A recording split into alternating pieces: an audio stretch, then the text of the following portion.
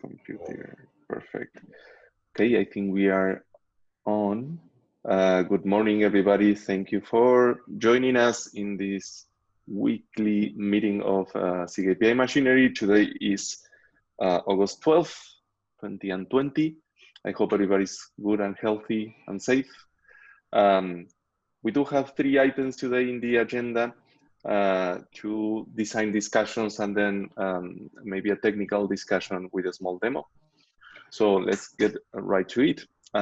Joe, you're going to be first. I'm going to open the document here in the agenda. Great. Hey, everyone. So this has to do with server-side apply.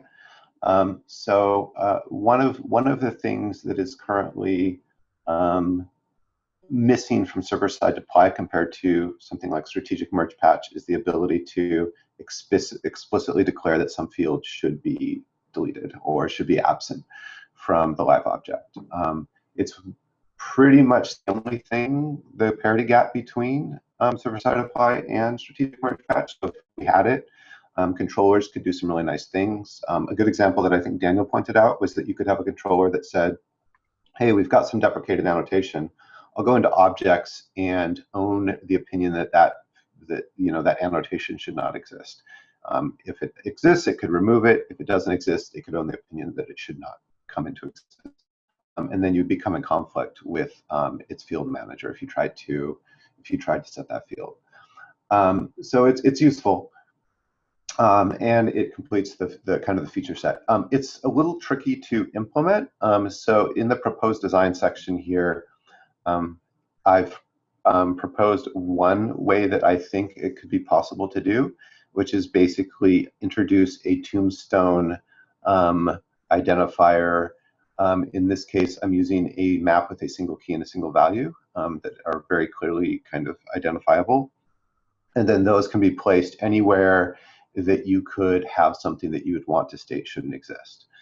So if it's a field, this would be the value of the field. If it was a map item, a simple map item, like an annotation, it could be the value. If it's an associative list, you can actually just put this in to the fields of that item and so forth. The last example of the set is a little less than desirable in my mind compared to some of the other ones, but it's still possible, right? You'd have to say what item you don't want, and you'd have to say you don't want it. The main concern we had with this was that if we introduced something like this, your apply manifest would now contain values for fields that don't conform to this schema. Previously, you could, I think it was pretty clear that an applied configuration was strictly a subset of an object. Now that would no longer be true. So that's a big downside to this. So I wanted to get feedback on, is it worth putting this in line? Does it make sense to try and break schema and deal with the consequences of that? Would it be better to try and put it in some sideband data, like a set of field paths that's put somewhere or something else, which would be kind of hard to maybe notice. It's not right in the object where you'd expect it, but it would get it out of the way for schema, things like that. Does anybody have any thoughts or questions on what I'm explaining? This might be a little subtle. I have a question about how clients would make use of this. One of the nicest things about server-side apply is that I can say, I want to apply this, and I submit what I think the object should look like, and the server, for the most part, does just the right thing automatically. I think, if I'm understanding this correctly, this means I will have to intentionally add like a sideband of data. So the idea of this, the way I'm showing it here, is that it could be directly in line. So it's right inside the object in a normal place, right? So if you previously had set host name and you decide you really want that to be set, then you would substitute in this applied state does not exist there. And so that would just be what's in your manifest at that point. And then you're taking a very strong opinion that that field should not be there. And you want to conflict with anybody that thinks it should. If you don't care about it, you can just omit it from your applied configuration. That's fine too. But if you care that it shouldn't exist, then you'd have to do this. I'm trying to understand then. Wait, so that would mean that I could not have a, like, I don't know, if I had a description, I couldn't have a description set to this value? If your description could be omitted, if it's like an optional field and one of the states is that it can be absent or can be deleted, then you could put that there. One thing in this proposal is that the key is an illegal in our system, so this wouldn't cause it to be impossible to state some schema, right? Yeah. If that's what you're saying. Right, like you can't say $apply state, that's not an allowed field name.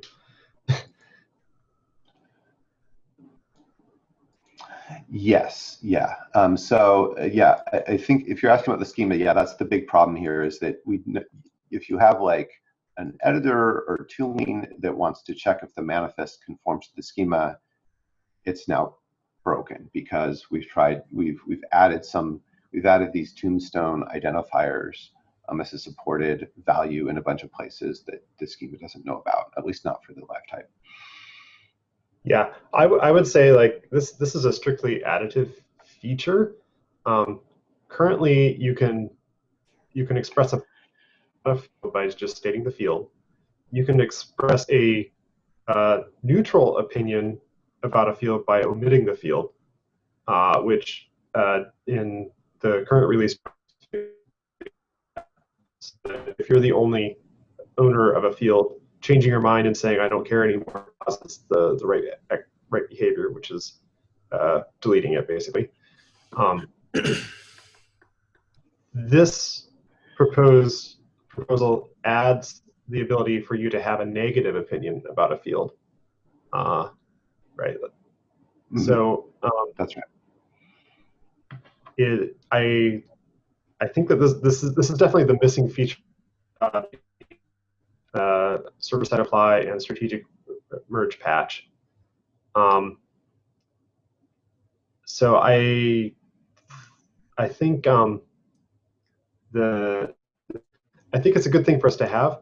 The thing that is in question is the syntax. Like, how do you express this? It's the first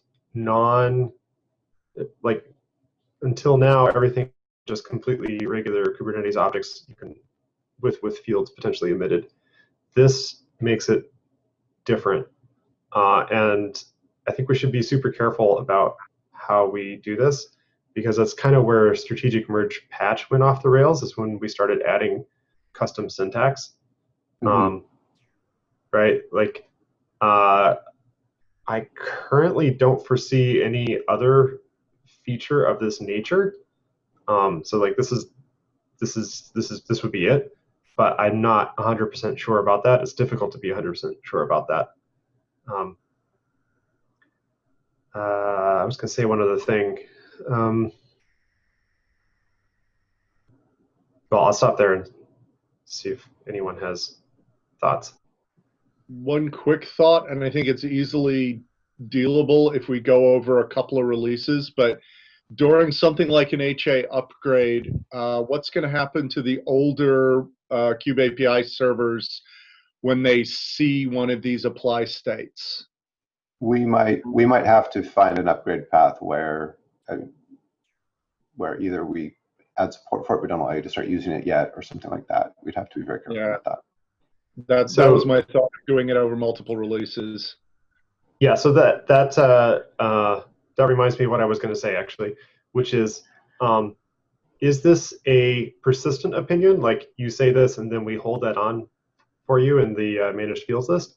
Or is it a transient opinion, right? You say this, we make sure it's true at the time you say it, but we don't give conflicts to other users. If we make it a persistent opinion, then we have the problem that Walter just mentioned. And we also have the problem that there's an infinite amount of non-existent fields. So our apply state is no longer bounded. So how do you plan to solve that problem?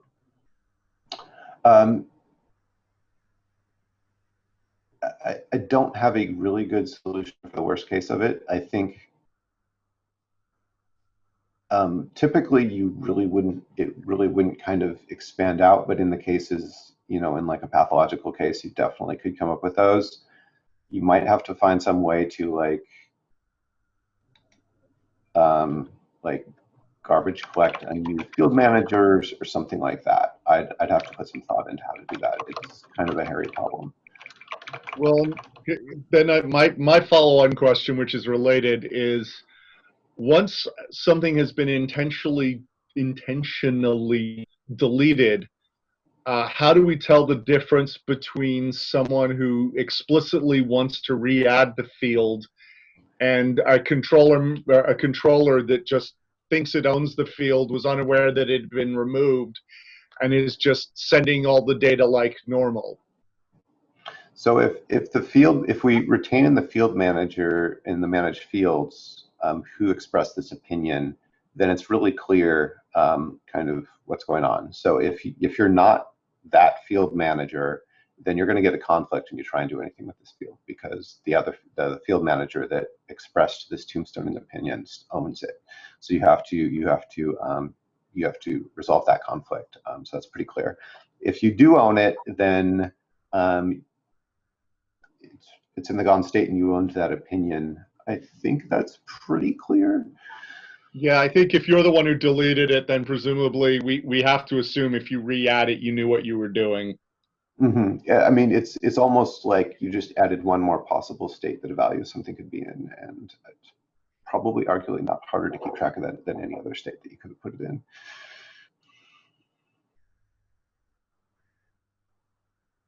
Just to be sure again, those tombstones, they only get persisted in the form of managed fields, but not as in the object, because that's not possible after decoding, right? Yeah, I mean, the object state has to go to what you would expect, and so you could determine that this has happened if a field is optional and absent and somebody owns that field, then they've tombstoned it. Okay, so we might have to ensure that our current managed fields cleanup doesn't get rid of tombstones because it doesn't know the field. But that's yeah. I think I already mentioned this in our API expression meeting. My biggest concern is that you can't reuse manifests that are used for server-side apply in any other operation then, but that's something we might have to live with. Yeah, that was the biggest thing I wanted to get clarity on from people is this design eliminated because it doesn't match the schema, and should we be looking out for alternatives? The main alternatives I can think of would be that you would have an additional either a set of field paths somewhere hidden away in the object that told you what everything at Tombstone is, or you would have like another object, kind of like the field managers that just expresses opinions about Tombstone somewhere else. Why wouldn't the user directly add this to the field manager fields? That's a possibility. I have thought about how we feel about people directly editing the managed fields. Right now, it's not allowed for apply. I thought that we had said this was going to be how we. Yeah, you can do it from like with get and put. You can't both apply and change the managed fields at the same time. But we could have a so I can imagine like we could have a special Tombstone entry that we did permit you to set with an apply. I can also it occurred, I had an idea while you were showing this, Joe, like what if we accepted like I'll call it a positive object and a negative object, right? Like, so in your apply manifest is the object that you have positive opinions about. You can, like maybe with a YAML separator or something, put in the fields that you want to tombstone as if they were a positive object, if that makes sense. I haven't thought this through, so maybe it doesn't make sense, but yeah. I think Antoine had a slightly related idea, a slightly similar formulation of that. I'd be happy to look at both of these two alternatives to see if we can get them into the field managers or have a negative representation. I'd be happy to go look at those designs and come back. Yeah, I'm really eager to have this functionality in, but I think it's super important to get the syntax correct. Yeah, maybe if you can come back with more alternatives. Okay. I have. Sorry, I have one question. So I can certainly see in usage it's helpful to be able to say, I think this field should be empty. Do we think that there's also a to have say, I think this particular stanza should be exactly this. So I'm thinking about a case where I have like a struct inside of spec called, I don't know, TLS. And in one release it has a field foo, and later on it has a field bar. Now, I think I should own everything in this TLS struct. Is there a way for me to, without knowing that bar is going to exist in the future, make sure that nothing besides what I want gets set there? If it's marked as an atomic, then that's the behavior you get. But if it's not? If it's not marked as an atomic struct, like it sounds like you're asking for exclusive and not shared ownership. Of a particular, subtree, yeah. Right. Yeah, I don't think we have a way of stating a request for that for non-atomic schema items. I think we had this discussion a little when Clay about the events, and they should be partially immutable. But the creator should decide if they're immutable. Yeah, because that also happens on other objects too. Events are just the most noticeable ones. All right, that might be something to consider, like if we're thinking about adding syntax. Yeah, I thought of it because, if That's you know bar case. is coming, you can say, I think bar should be empty. But if you don't know bar is coming. Yeah, I think it's definitely a different constraint than a tombstone. Okay. Yeah. Okay. Well, thanks everyone. The design's linked from the meeting notes if anybody has additional thoughts that come up later, and I will circle back. Sounds good. Looks like next up we have Jenny with another apply design. Yeah, this one is related a little bit. This one's about like using apply with client Go. Right now, the way to use apply with client Go is you send a patch with a special type and you send an unstructured object, but it's not type safe. So for controllers to use apply, we wanted to have a type safe way to send an apply request. But we can't just use the Go structs like the other request types do, because it doesn't let you specify that you want a field to be absent from the object. You can set it to its 0 value, but it doesn't. You can't differentiate between a 0 value and not sending the value.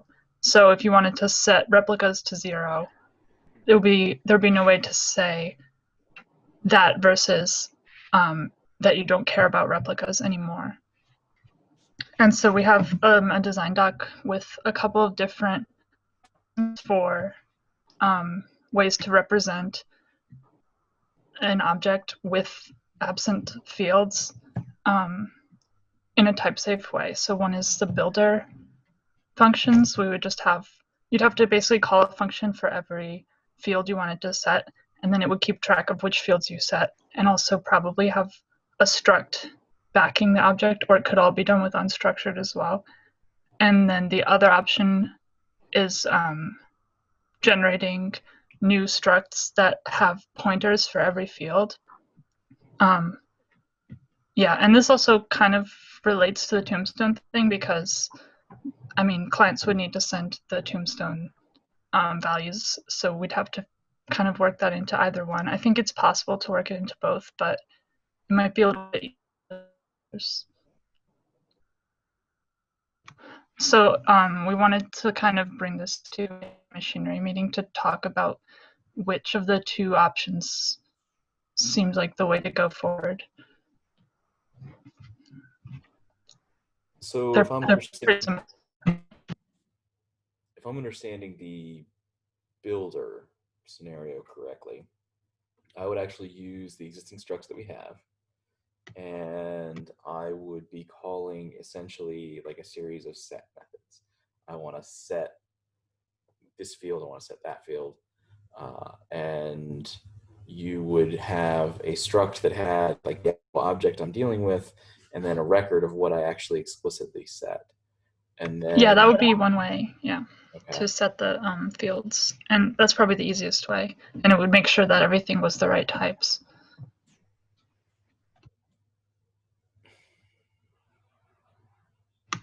And these would just be like additional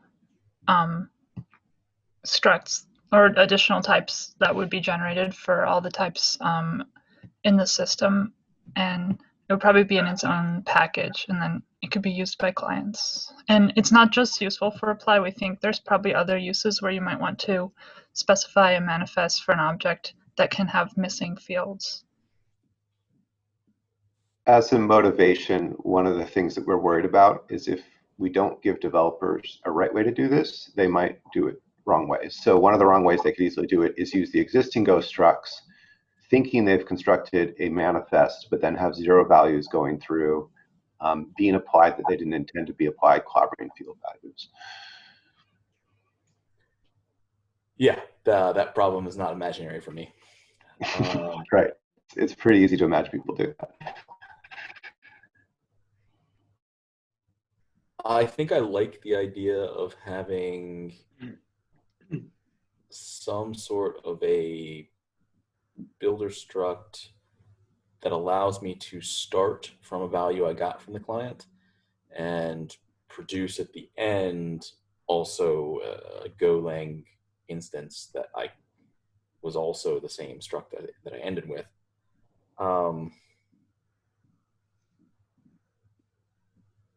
Yeah, that's not pretty, but I guess I can't think of a better way. Huh? It's kind of going to depend on how we spec the tombstones as well, because but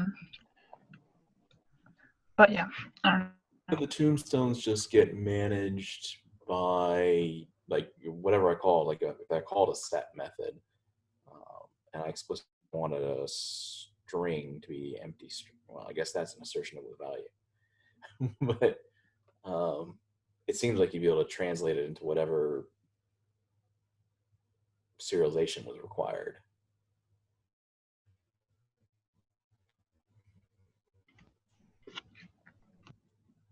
So you think the builder is generating a Go struct and also a field set or something that you then send into an apply function together, and then into the untyped stuff that would get sent to the server.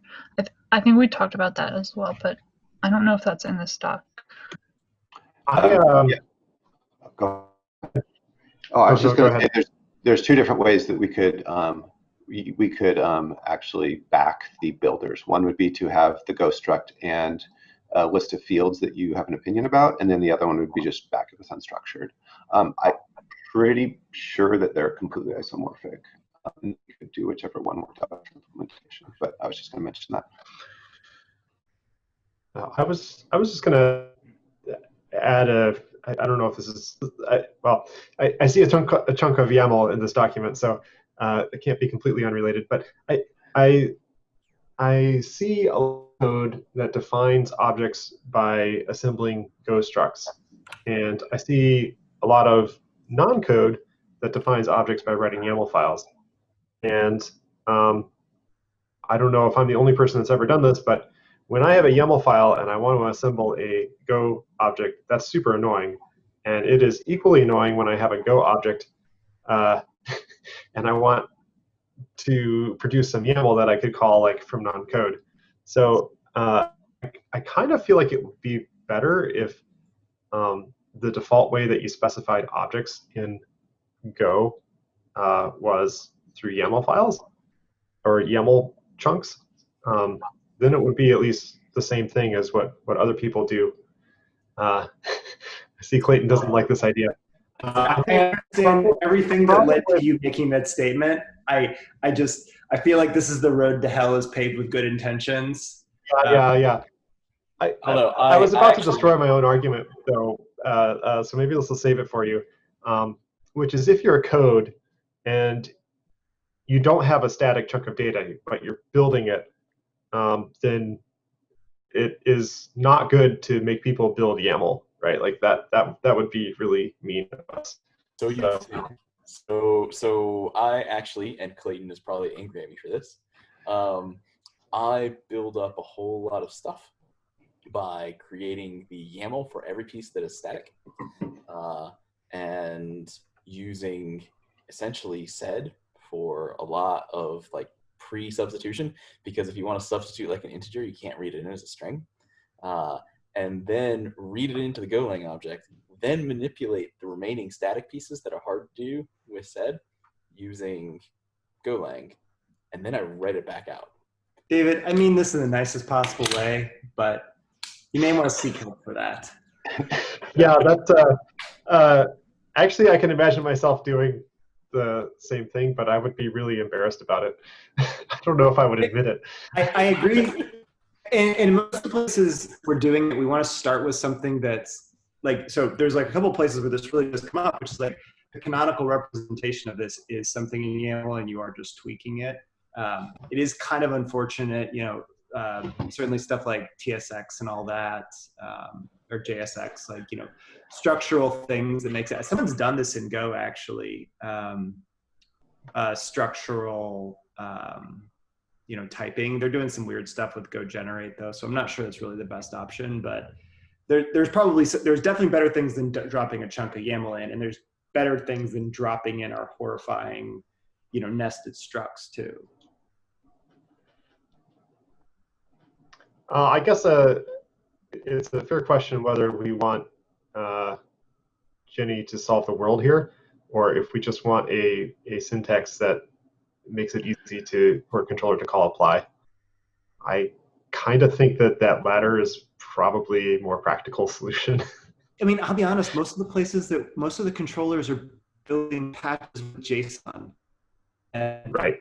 It's not really our biggest problem. And we have edge cases in there, like if someone obviously is constructing the JSON via a string. But we've been, like even the kubelet, which has other ordering problems because it's patching things that other people could patch, and it's happening at high frequency, and you get into controller stomp fests.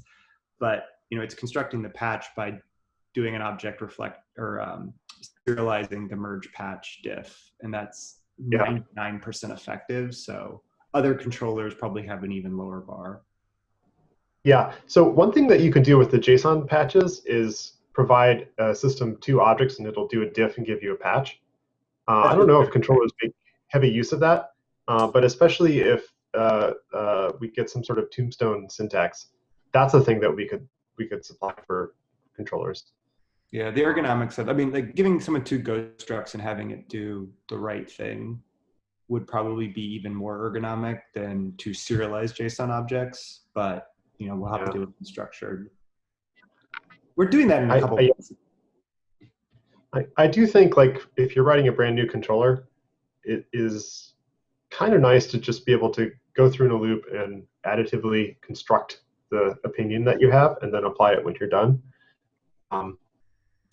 So, I mean, isn't that so before we go reinvent like Eclipse SDO or something insane like that, like EMF and all the old school Java, detect all the changes that happen, is a static waitlist enough for someone to specify in many cases? I would probably guess yes.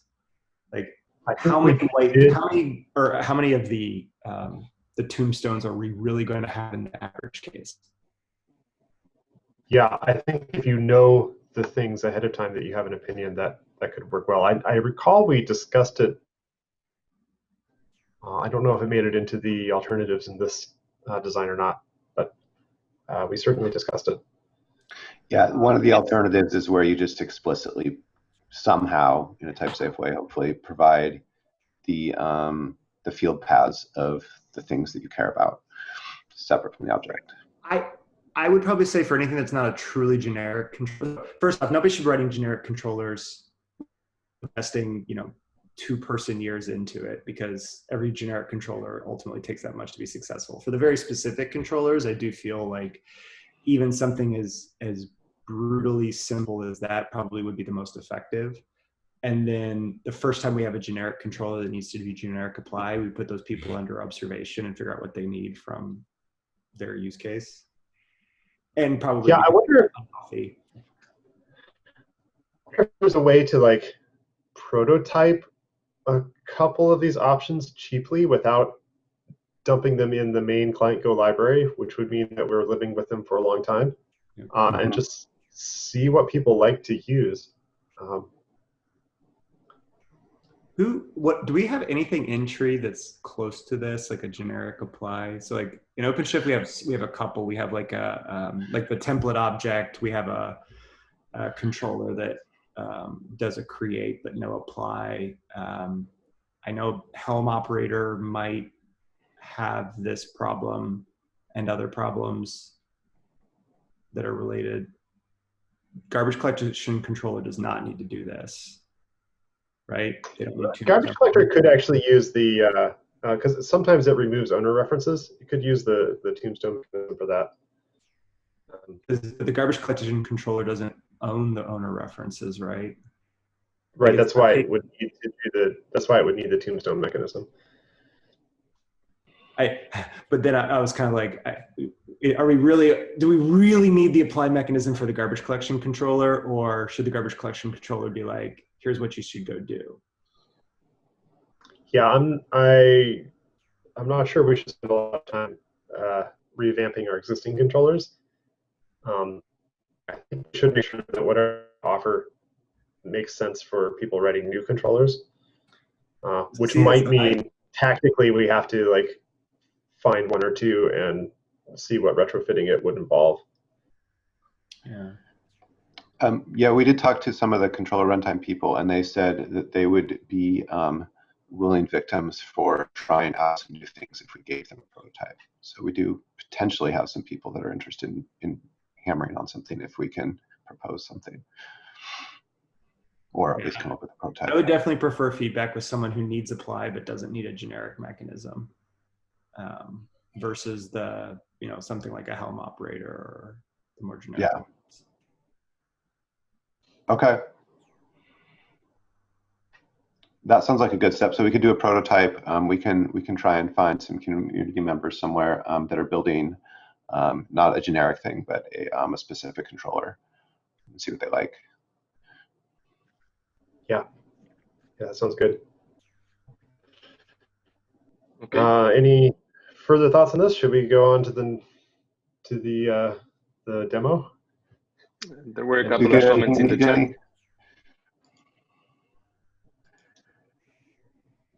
In the chat, Solly was asking to be clear here. Oh, okay, you guys have seen it. I think we are good, right? Yeah, I think we are trying to make it ergonomic to Solly's question. Okay. Okay, so let's move to the next and last topic. Spotter, are you here? Do you need to present? Share my screen yet? Hold on, I need to stop sharing myself, I think. And now you can try.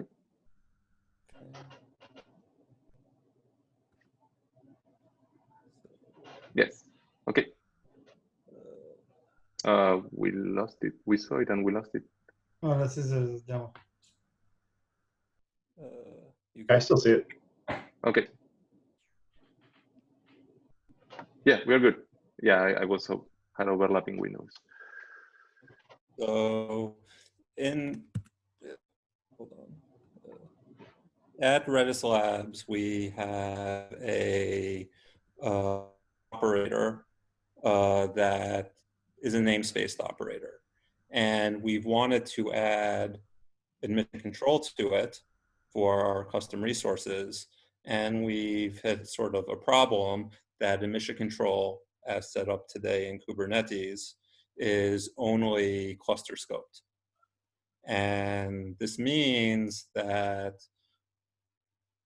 you can only, in a sense, easily set up one set of admission control for your CRD or for your operator. If, for instance, a client of ours has multiple operators running, of our operator running in different namespaces, which is a use case that we support, it becomes difficult to set up admission control, both from like an administration point of view of actually getting it set up, because this is a cluster level resource, and from a management point of view of making sure you set things up correctly. Like we can't just have a single admission endpoint, because our admission control works based on the state of the Redis cluster that we are managing. And while there are ways that you could set up with label selectors to point it at specific namespaces, involves cluster administrators to be heavily involved with the setup of every admission control webhook. So the solution that sort of we are proposing is that in addition to the existing sort of cluster scoped validating webhooks, or webhooks in general, that exist in Kubernetes, there should be namespace scoped webhooks that are basically analogous to the existing cluster scoped ones, but only work on resources within that namespace. And to do this, we created, and to demonstrate the value, and in a sense to provide backwards compatibility for legacy Kubernetes systems, because we have to support a wide range of Kubernetes environments, we created an operator / reverse proxy that works based on 2 custom resources to enable this. The 2 custom resources are what I call namespace validating types, which is a cluster scoped rule, which would be instantiated by the administrator of the cluster. And these define which sort of webhook rules can be proxied. If namespace validating doesn't allow something to be proxied, it doesn't matter what the end user would create in the namespace validating rule, which is namespace scoped, and it is what defines what Gesher would proxy into that namespace for that namespace's resources, what it would be. So if a namespace validating type does not define a rule, a namespace validating rule can't have any effect. So this gives you sort of this gives the administrator control of what the proxy will proxy, while giving users in the namespace the ability to set up their own admission control rules without having to have cluster privileges. So as an example, we have the namespace validating type just defines the group version resource and the operations that we allow to be proxied. And the namespace validating rule is basically analogous to the existing webhook validating configuration, except it only works on the existing namespace. Because this is a custom resource, it's not like we have the whole spec / status set up to match sort of the traditional ways custom resources are done. So that's why it's not completely the same as a validating webhook, but it's pretty close. And to show it how it works all together and pictures before I go into the demo, so we start off with a Kubernetes cluster. It obviously has a Kube API. Have 2 namespaces. Within the namespace, one of the namespaces, we are running our Gesher proxy and mission controller. And we create a cluster level, the admin creates a cluster level resource of the namespace validating type. Gesher consumes this resource and uses that resource to emit a webhook valid configuration that points to itself. And this is how only the resources defined by the namespace validating types can be proxied, because if it's not, only those are visible in the emitted webhook validating configuration. So then what happens, let's say within the same namespace, we create our own admission controller and a namespace validating rule that defines its use. And this is consumed, again, by this custom resource is consumed by Gesher. So let's say we create a pod that we'll call, what would happen is the Kube API server would hit Gesher because that's what the validating webhook, the webhook validating configuration says. And Gesher would say, okay, there's a namespace validating rule for this. It talks to the admission controller. It says, okay, it's good, it allows it. But if we would create a bad pod, the same thing would happen. It would talk to the admission controller. The admission controller would fail it, and the pod will not be allowed to be committed. But if you go to another namespace, which does not have a namespace validating rule, you create the pod. Again, because there's a webhook validating configuration, it would have to hit Gesher in this case. In an idealized world, as like if it wouldn't even, like if this was a built-in Kubernetes resource, this wouldn't have to happen, but we're working with what exists today. So it would hit Gesher, it would see there's no namespace validating rule, nothing would happen, it would return that the pod is good. Similarly, the same exact bad pod YAML would happen, hit Gesher, no namespace validating rule, it would be allowed. So to do this, we have our namespace, which has Gesher running and a simple admission controller. I wrote this simple controller that works based on essentially any Kubernetes object with the label, and it looks for a particular label. If the label exists, it allows it. If the label does not exist, it denies it. This is actually, I found useful for testing admission control in general for us. But if we look, okay, so we have our CRDs, our namespace validating types, and our namespace validating rules. There are no types, and there are no rules yet. Oops. But we have our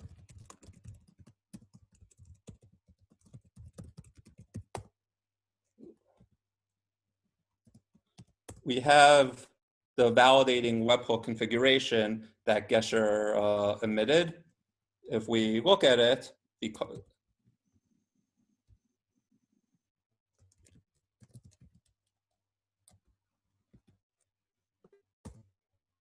we see, okay, it is basically pointing to Gesher itself. It sets up the client config, but there are no rules. So, but now if I create the namespace validating type, and now I look at the webhook, we now see, oh, it added essentially a rule to it.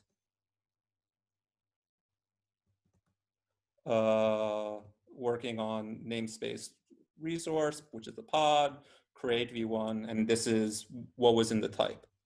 And now if I create the namespace validating rule, which this points to the actual admission controller. So now what happens if I do create good pod, it works. So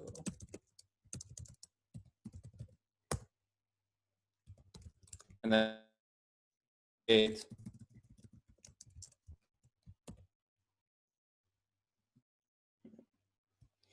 delete's taking a little bit of time.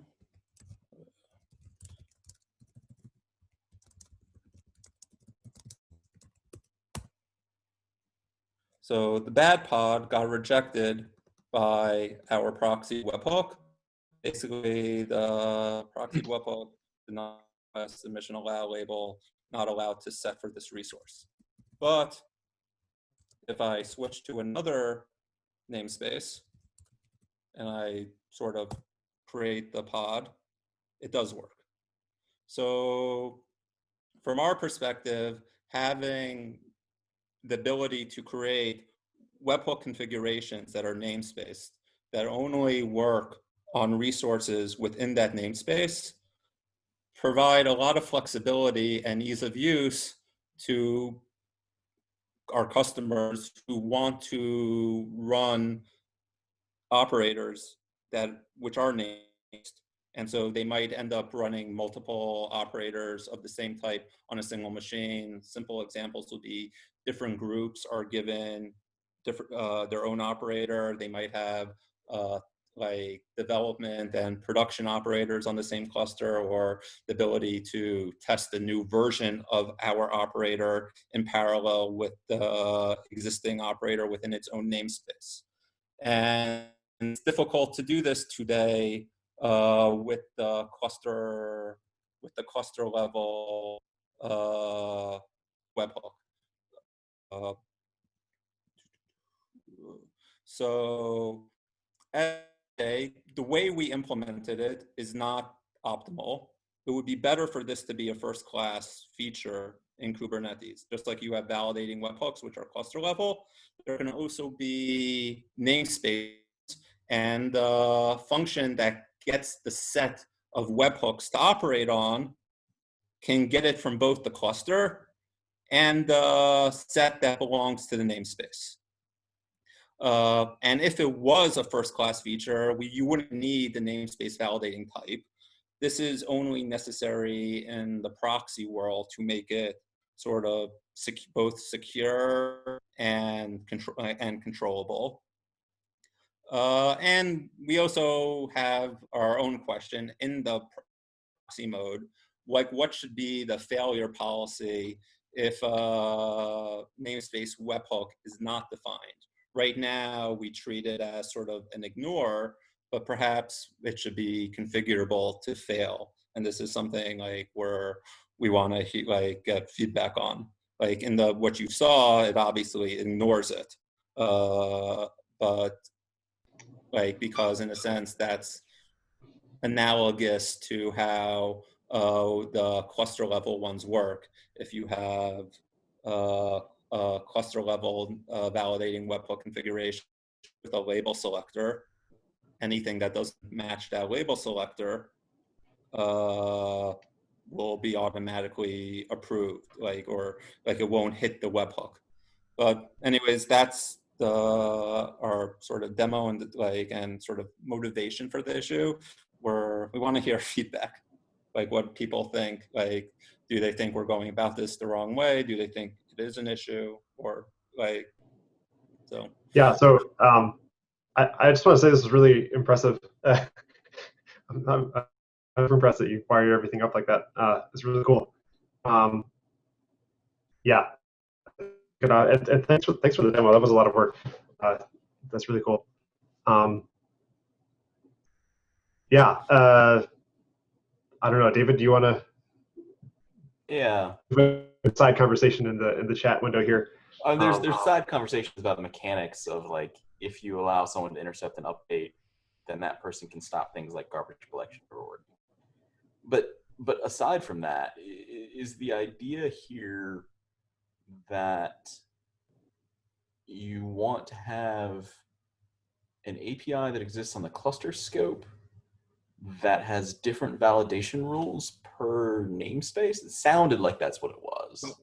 So there are two issues. There's a security issue, and there's a and a multiple operator issue, right? Today, like a cluster admin, like let's say I'm a cluster admin and I give a user a namespace to, like I set up the CRD for them, but I give them a namespace to play in. The only way to set up a validating webhook is me being involved. They can't set up a validating webhook for their resources in their namespace. And can I try and summarize that point in language that I understand and see if this makes sense to you? To me, it sounds like you've got basically a multi-tenant cluster where namespace is the tenancy unit, and you want to run a single tenant. You want each individual tenant to be specified policy that applies only for their namespace. Is that what you're? Yeah, and that because today, like, you wouldn't want to give the ability to that tenant to have this resource, because this is a very powerful resource, because they can see every single object in the system if they have it. So thinking about mechanically though, right? Like you're saying, a cluster admin installs a custom resource definition, and then they want to have a validating admission webhook. Well, normally that's created to provide consistent validation rules for all instances of that custom resource definition, or for all instances of that CR in the entire cluster. And so when you install the type, I guess I'm thinking about this as like you want to install different versions of the same operator at the same time and have them operate on different namespaces, which I can imagine that working for various parts of the business logic, but clearly working for the. Let me give a concrete example from us, right? Our admission controller actually checks. So like you create a Redis Enterprise database with our custom resource, and a user might want to make a change to the custom resource. We validate that the change they are making against our Redis Enterprise instance is valid. Not based on sort of the current state of the resource and the cluster. So for instance, if you wanted to change sharding rules, right? We would validate that the change of sharding rules you are making is valid. But this depends on the sort of the state of the operator and the cluster or clusters that it is managing. Like you can't just have, in a sense, a single like admission controller to make these decisions. In our case, it requires more deep knowledge because we don't want you to basically say, oh yes, the change you are making would be technically valid from a schema perspective, but it's not a valid change from the state you are at. Yes, but wouldn't you want that for all instances of this Redis CRD? No, because for some clusters that change might be valid, but for others it might not. Yes, but the admission plugin would check. So the way we do it today is we instead of like Redis Enterprise and its HTTP interface already has validation rules. So we basically submit a dry run request to it. Like I think when you have a CRD with a cluster scoped operator, it makes sense to have a cluster scoped admission control. But in many uses of sort of the operator paradigm, especially say in a OLM world, people are creating namespace scoped operators, and hence they are not like admission control doesn't. They're too like in the operator SDK today. Like you can build the admission control built into the operator itself. So I don't want to interrupt, but I want to ask. I feel like there might be some missing constraint. Like, is it the case that like the keys to make these requests you're talking about are located only within a namespace, and like a cluster-wide webhook doesn't have access to them or something? Or it would have to introspect into each namespace.